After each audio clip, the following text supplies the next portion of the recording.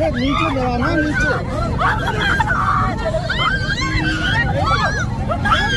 नमस्कार।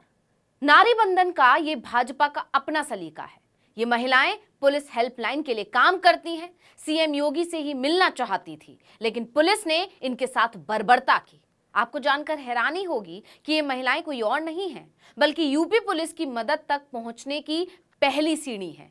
ये वही महिलाएं हैं जो आपके एक कॉल पर आपको मदद पहुंचाती हैं, आपसे पूछती हैं कि हम आपकी क्या सहायता कर सकते हैं, क्या मदद कर सकते हैं, आप कहां से बोल रहे हैं, हम आपको फौरन मदद पहुंचाने की कोशिश करेंगे।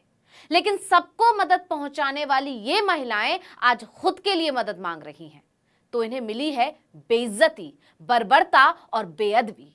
इनकी बस इतनी सी मांग है कि इनकी मजदूरी थोड़ी सी बढ़ा दी जाए। और जब आप सुनेंगे कि इन्हें मिलता कितना था और मांग कितना कर रही थी, तो आपका दिल करेगा आप खुद उनकी मदद कर दें। लेकिन नारी वंदन वाली सरकार का दिल पत्थर है।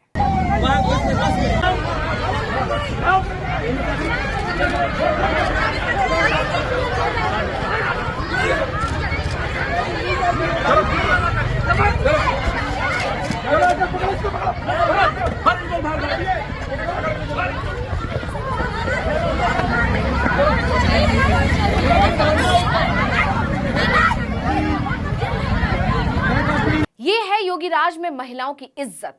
ऐसे कई वीडियो सामने आने के बाद योगी सरकार की फजीहत हो रही है। लोग कह रहे हैं कि जब यूपी में सरकार के लिए ही काम करने वाली महिला कर्मचारियों की सुनवाई नहीं है, उनके साथ बदसलूकी हो रही है, तो आम महिला की तो क्या ही सुनवाई होगी, कौन उनकी मदद करेगा।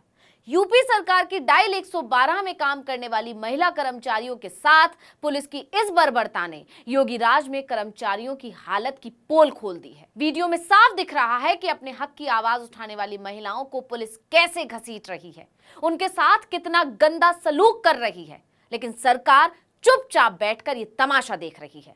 लोग पूछ रहे हैं कि क्या यह संभव है कि सरकार तक इस मामले की जानकारी ना पहुंची हो। इसलिए लोग आरोप भी लगा रहे हैं कि डबल इंजन की सरकार के खिलाफ उठने वाली आवाजों को ऐसे ही दबाया जाता है।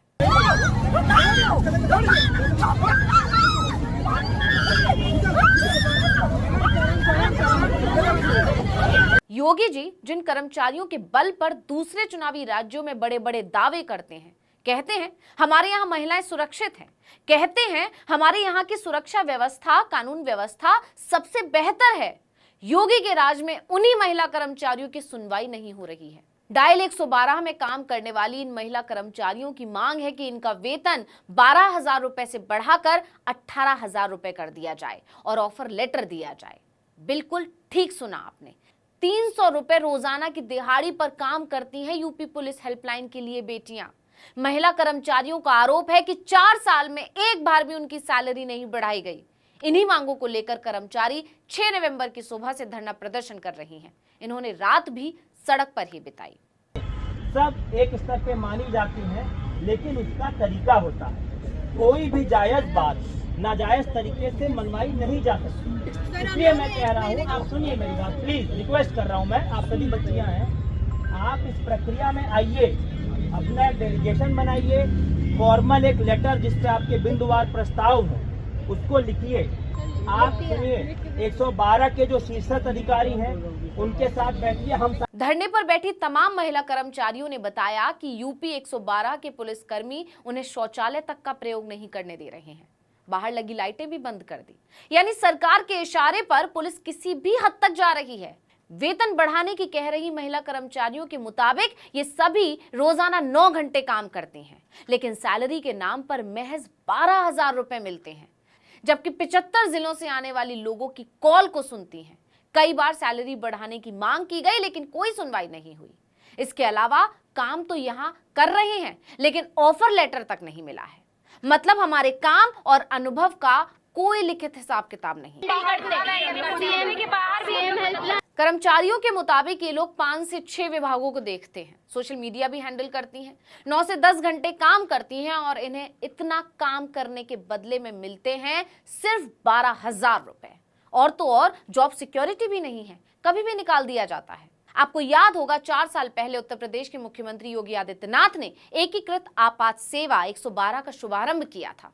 सीएम ने कहा था अब पुलिस फायर एम्बुलेंस की सेवा 112 से मिलेगी। डायल 100, 102, 108 पर मिलने वाली मदद अब एक नंबर यानी 112 से मिलेगी। 108 या 102 की मोबाइल जो सेवा मेडिकल की है या विवेक पावर लाइन 1090 की है या महिला हेल्पलाइन 181 की है या सीएम हेल्पलाइन की सुविधा हो, फायर का है, एम्बुलेंस का है या फिर एसडीआरएफ आदि सभी प्रकार की सेवाओं को एक साथ जोड़ने की दिशा में की गई बेहतर पहल का ये एक अच्छा उदाहरण प्रस्तुत किया जा सकता है।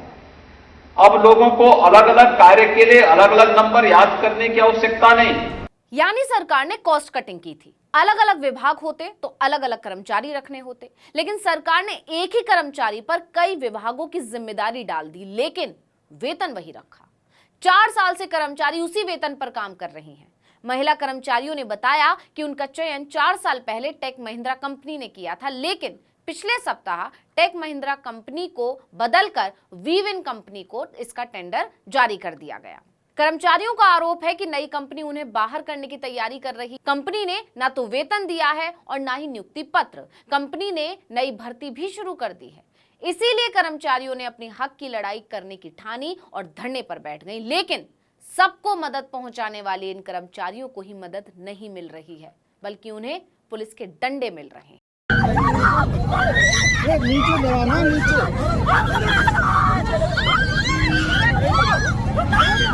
अब विपक्ष सरकार को घेर रहा है। सपा प्रमुख अखिलेश यादव ने लिखा कि अब सुनने में आया है कि डायल 100 का ठेका भी पोर्ट, एयरपोर्ट, रेल की तरह किसी प्रिय पार्टनर को दिया जा रहा है।